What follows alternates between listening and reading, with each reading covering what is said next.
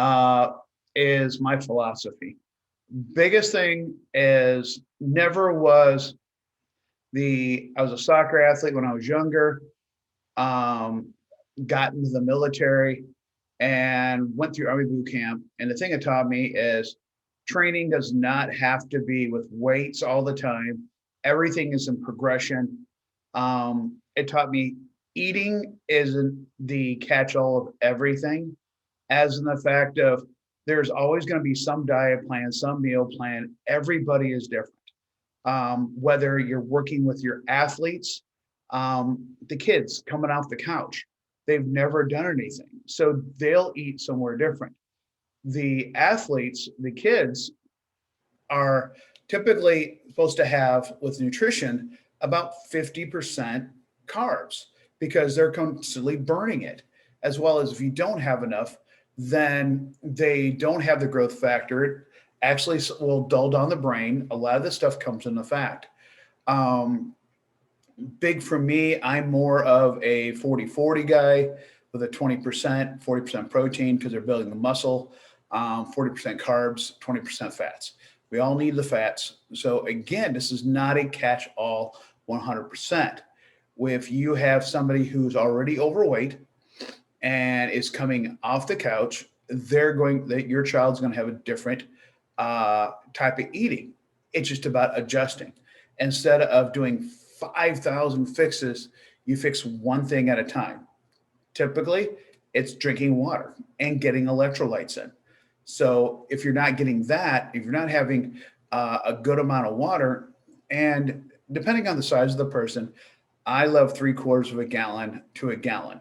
I have linemen who are 365 pounds that during their practice on a day, they can drink 2.5 gallons a day and they don't go to the bathroom very much. They're sweating it out. So again, it also goes by fatigue, what level you're doing on a daily basis. And you can't hydrate your way out of bad training just before, unless you have electrolyte thing that you can dump into your water or you got an IV. So you got to prepare before going there. Um, Movements. The big thing about movements, we've made our kids think everything has to be this way or that way. Um, some of the best training we had, Red Rover, Duck Duck Goose, all those different patterns, even dodgeball, because we learn to move out of the way quickly as much as we can versus just stand there. Um, these were just natural movements. We learned them, and basic movements, linear, moving forward to back. How do you stop? It's like going, if you're moving forward fast, if you're standing upright, then you're going to fall over. If you move forward fast, drop your butt back and change your center of gravity, you can decelerate really quick. You're still got to work on it a little bit, but it gets there. Lateral movement, going side to side. It is honestly one of the most tiring thing than sit there and running for 4 or 5 miles. Stop and go, accelerate, deaccelerate. If you want a great workout, go side to side, run forward to back. You don't even have to have a big place. 10 yards, 5 yards, back and forth, side to side, changing directions. You'll be surprised how tired you get, especially if you go for like 10 seconds on, 20 seconds off, and just explode every single way. For me, there's typically three moving patterns for lateral. One, the basic shuffle. And I mean shuffle as in you're going here, I'm in the athletic position, I hop over. And these are, in the future, I'll have more, I'll have videos on this stuff. The basic crossover to step. So basic shuffle, typically it's about as wide as your feet, maybe a little longer. So you're hopping and it's called replacing your feet where your front foot was, now your back foot is. And it's good depending on your size and how much power you have built in your lateral movement for about 2 to 4 feet. Some people are longer depending on your height. Next one up is the basic crossover step. And if you do this right, you can open up your hips. You can hit 6 to 12 feet and one step over, which has worked great for my basketball, soccer, any of the players, even my pitchers that have to go over and reach out and get a ground ball really quick. It moves over. So even my baseball players just helped out. And then the last one is the full sprint lateral, or what Lee Taft calls open, push, open. When you open up your hips, push yourself towards it, and then go and sprint. And so that's when you explode really quick.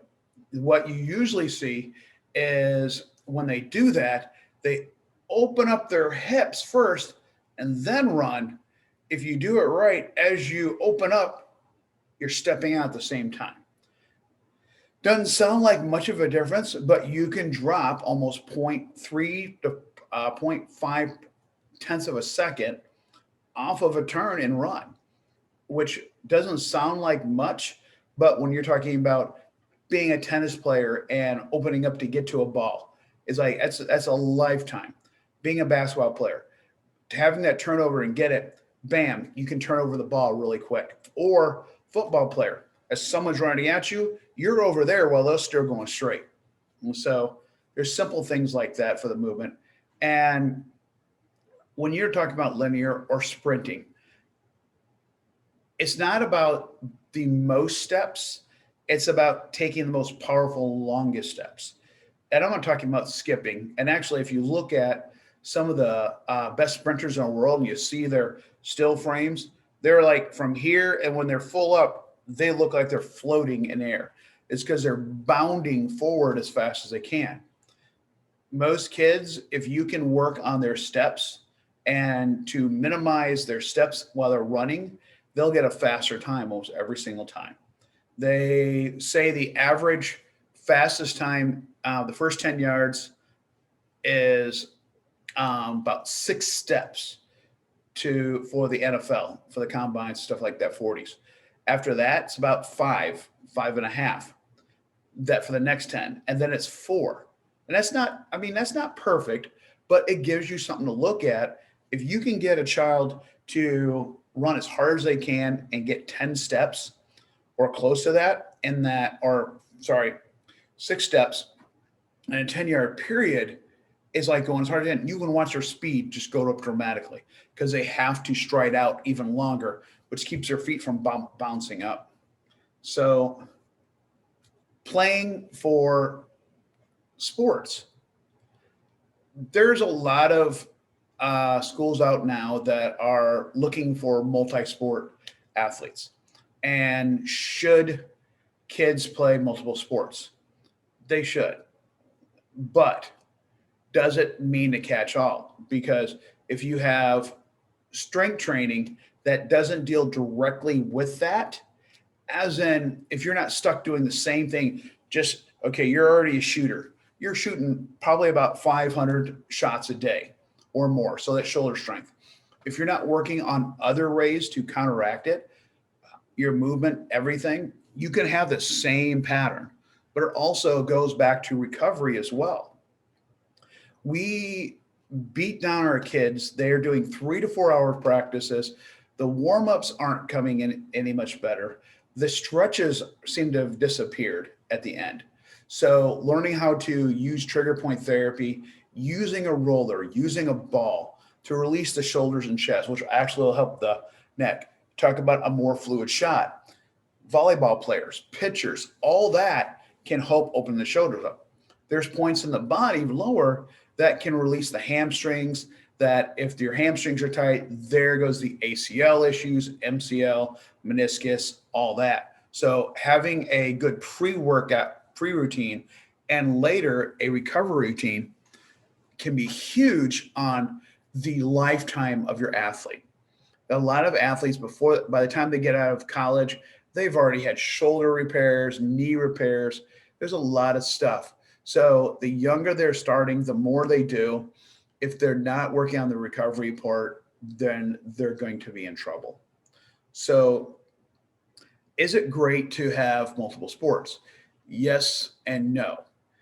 Yes, on the fact of you don't have to be in a organized sport, as in, oh my God, I've got to do this club team. How about getting them out and just going to play soccer and have fun if they're a basketball player? If they're working, if they're a football player, getting them into something else just to have fun. It's about changing movement patterns a lot. You can also, I've had some of my running backs and wide receivers go sprinters. Is like going, learning how to sprint most efficiently is sometimes the best thing. My basketball players, I tell them, go for the long jump, go for the high jump. Guess what? The best dunkers in the world are using the high jump routine, the 3-step bounce up, boom. So learning to convert your power. It's not always about paying for an organized sport, just getting your child to go have fun, climb trees, go hiking. It's like going, being a kid used to be how we organize sports. And that's a bigger thing nowadays is there's no, the whole thing idea behind natural, all natural is someone who's able to use their body the most efficiently. A lot of it is because they're going crawling, they're going climbing trees, they're going to do stuff and just going to play. So their muscles, everything become more adapted really quickly versus that kid that just only goes to play their sport and goes sits on the couch. Um, I mean, don't get me wrong. You have those, and it's become more and more efficient. The kids are becoming bigger for the different sports. They're getting more adapt. You look at swimmers, they're more upper torso, lower legs. Runners, they're longer legs, smaller torso. It all depends on what you go. So, big thing for me about movement patterns is you got push, pull, hinge, squat, rotation. Those are the biggest five. Learning how to lunge, how to stand on one leg. Power, you can build with both legs, but if you don't balance it out, then there's going to be more instability and something's going to injure. Push, pushing something away. I don't care if it's basketball, football, lacrosse, you're pushing stuff up. When it comes to pull, big on we're activating our back muscles and snapping. If we don't have a counterbalance between front and back, then there's going to be a issue somewhere down the line. There's going to be an over adaptation where shoulder's going to have issues, stuff like that. Or you're going to have people that are just sitting like this because they're sitting on their phone, or they've worked a lot of chest like the guys, instead of working the back and having a good balance between the stuff. So for me, I'm an 80-20 rule person. 80% of what a kid or child athlete will need to know is done in 20%. After that, it will take a lot to go 1% more. It's like going, so I've seen a lot of people go, oh, you need to have thousands upon thousands of hours of practice. That is not true. It's been proven more and more for our work with Timothy Ferris. There's other books out there, and it goes, and there's studies out there that says the genius level and naturals is not much different than somebody who practices. But if you look at it, if you practice something right and just focus on it, conscious to unconscious, once you make sure you do it right, if you do it every day, even just 10 reps is like going, as you and focus on doing it right, your body will go through. Opposite effect. If you practice something wrong a couple hours a day, all the time, guess what? You now ingrain a bad habit. And so it can go both ways. You can get rid of it, but it'll just take a little time. You focus a little bit more, and then you just got to focus. Boom. I have with collegiate athletes worked on their stuff, as well as my young 10-year-olds. So it's about focusing and until you do it without thinking about it. And then what you want to do is videotape you or have somebody watch you when you're hyper. Because guess what? I can go, okay, step over. Again. Now when a whistle blows, will you be where you need to be? So a lot of times you need to take a step back, having a mirror in front of you. So have that timer going, okay, I got to do so many reps. Watch and see if you have videotape, go back through and go, okay, I need to work on this. So great for the day. Thank you for joining us for Bare Essentials on Fitness today. If you like it, subscribe to a podcast, as well as share it out to others that may be in the same interest. At any point in time, leave a question. Hopefully we can get back to you and give you the information that you're looking for. Again, thank you very much. This is Coach Chris from Bare Fitness.